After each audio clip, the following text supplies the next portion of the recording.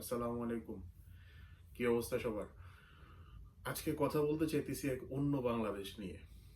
আমি দেখলাম বাংলাদেশের এই যে ভয়াবহতম বন্যায় আমরা প্রবাস থেকে যারা আছি, প্রবাসী বিদেশে থাকি যারা, সবাই মিলে খুব চেষ্টা করতেছে বাংলাদেশে যত বেশি পরিমাণে রেমিটেন্স পাঠানো যায় এবং বিভিন্ন ধরনের আম, যত সাহায্য সহযোগিতার হাত আছে সবাই বাড়ায় দেওয়ার চেষ্টা করতেছে।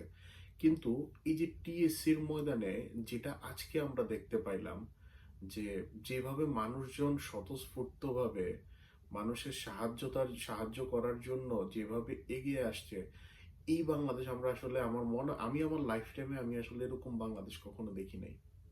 একটা বাচ্চা ছেলে সে তার উমরা করতে যাবে, তার মনের ভিতরের এই সৎ নিয়ত থেকে তার টাকা জমানো শুরু করছে। সেই বাচ্চা ছেলেটা তার এই জমানো টাকা সে হচ্ছে যে টিএসসির এই ফান্ডে দিয়ে দিছে যেন বন্যার্তদের উপকার হয়।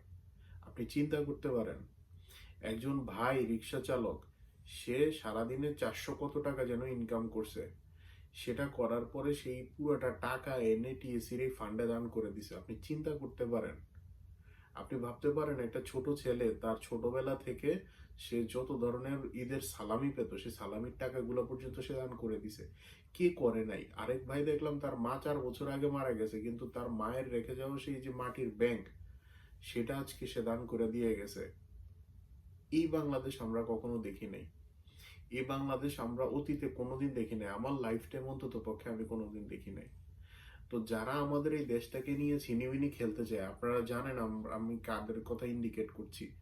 যারা আমাদের এই দেশটাকে নিয়ে ছিনিমিনি খেলতে চায়, আমাদের এই আবেগ গুলাকে নিয়ে যারা ছিনিমিনি খেলতে চায়, তাদেরকে কঠিনভাবে বলতে চাই যে এই বাংলাদেশ যেমন আমরা দেখি নাই, এই বাংলাদেশ তোমরাও দেখো নাই।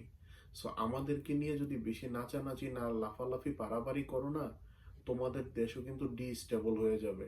এই একটা কথা মনে রেখো, বাঙালি কিন্তু সহসা গরম হয় না, যখন একবার গরম হয়ে যায় এটা শেষ কিন্তু দেখা ছাড়ে। আর তোমরা কিন্তু বিপ্লব দেখে অভ্যস্ত নও, আর আমরা বিপ্লবের মধ্য দিয়ে আমাদের এই বাংলাদেশ আসছে, আর আমরা বিপ্লব করতে করতেই অনেক কিছু হাসিল করছি। সো কখনোই আমাদের দিকে তাকাইতে সম্মানের সহিত তাকাবা, কখনোই আমাদেরকে অবজ্ঞা করার চেষ্টা করবে না, আর আমাদেরকে বিপদে ফালানোর চেষ্টা করবে না। একটা কথা মনে রাখো, তোমরা বিপদে পড়লে তোমরা আলাদা হয়ে যাও, আর আমরা বিপদে পড়লে এক হয়ে একসাথে আন্দোলনে নেমে পড়ি। ভালো থাকেন সবাই। আল্লাহ হাফিজ। আসসালামু আলাইকুম।